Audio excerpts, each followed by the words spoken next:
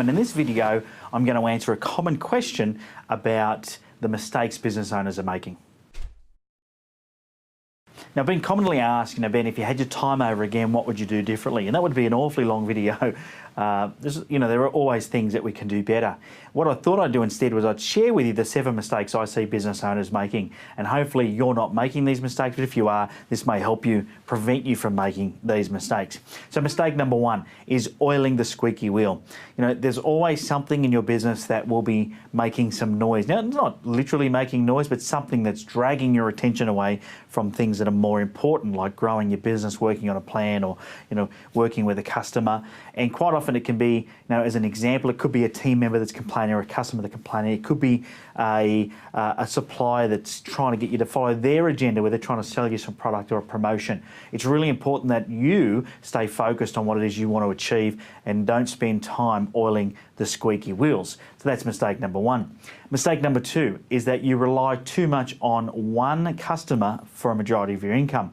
Now, you've probably heard of the 80-20 rule, and they say that 80% of your income will come from 20% of your customers, or vice versa. And what's scary though is I see some businesses that have 80% of their income come from one customer. Now, what's the risk with that? Well, it's fairly obvious that if you were to lose that customer, you'd lose your income and you wouldn't have a business. So in 2015, how about making sure that you spread your wings out and you get lots of customers so your income is diversified? Really, really important. Mistake number 3 is that you're too busy to respond to customer issues quickly.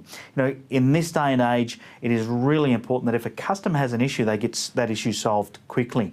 No one wants to sit around waiting for their phone to ring or their email response. They want you to respond quickly. So if you do have a help desk or a help button on your website, or you have a helpline, make sure that the email or the phone call is responded to promptly and that the problem is solved properly. The longer things get dragged out, the worse it becomes.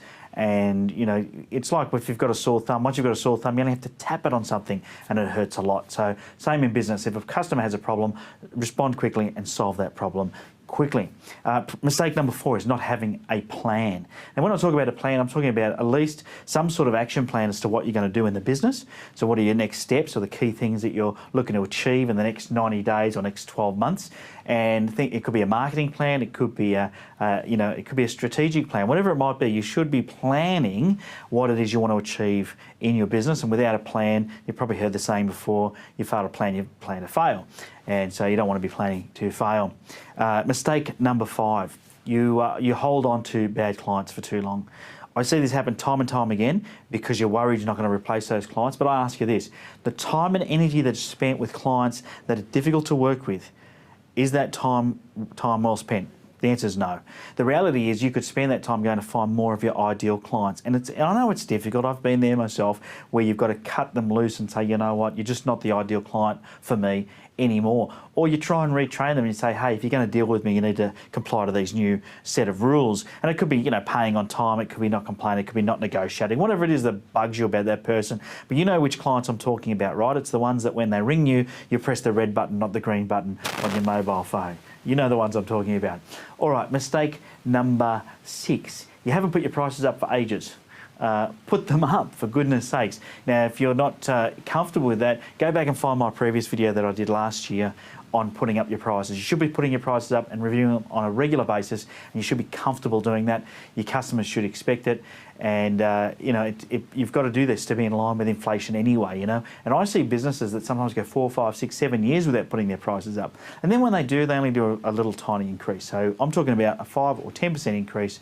You can do a 5% increase twice a year. No, it really lowers the blow. Doing a 2.5% increase once a quarter, whatever it might be, just come up with a system so you're getting a 10% increase in your pricing structure every year. Now, I know that you may be in a price competitive industry, or your business may compete on price, but okay, competing on price is just a race to the bottom. So you need to work out how to create a uniqueness in your business so you're not competing on price. And finally, mistake number 7 is that you are a procrastinator. I'm sorry to say, most people are. I speak to a lot of people in business, and I think one of the biggest challenges people have with growing their business is they wait too long to make decisions. They wait until stuff is awesome before they produce it, release it, sell it, offer it. The reality is, yes, you can wait till it's perfect, but it's never perfect, and then you'll never sell it. Same with decision making. Don't be a procrastinator. act fast, act quickly, make decisions. You got a 50% chance of them being right. Just get on with it. If you want massive results, you've got to take massive action. So there you go. There's my 7 mistakes that business owners or you may be making in your business. Hopefully that's helped you avoid making those mistakes. Make sure you hit the subscribe button so you don't miss out on any of the videos this year. And I look forward to catching up with you next time. Until then, have a profitable day.